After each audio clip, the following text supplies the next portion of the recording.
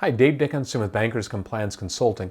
I want to talk about flood insurance and specifically relying on a previous flood determination form.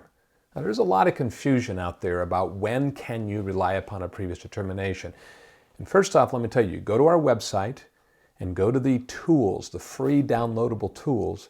There's an article called Reliance on a Previous Flood Determination that spells out all these details. I support it with the law, the regulation, and the FAQs. But in short, any time that you already have a flood determination and there's three conditions that are met, it's less than 7 years ago, there's been no map changes, at least that flood determination still references the current map and date for that property, of course. And then 3, it had to be on the flood determination form itself. If you can say yes, yes, yes to those 3 questions, you can use that flood determination for subsequent loans. So imagine that I did a 30-year loan with you, and now I come in 5 years later and I'd like to refinance that. Can you take that determination out of the Loan A file and put it with the Loan B file? Again, if those 3 conditions, it's going to be on the flood determination form. It's going to be less than 7 years in that example I just gave.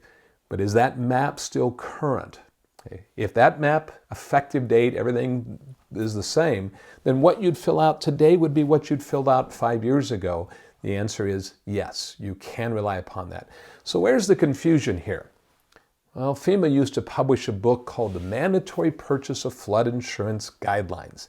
And in those guidelines, they incorrectly stated that if you made a new loan, you had to do a new flood determination.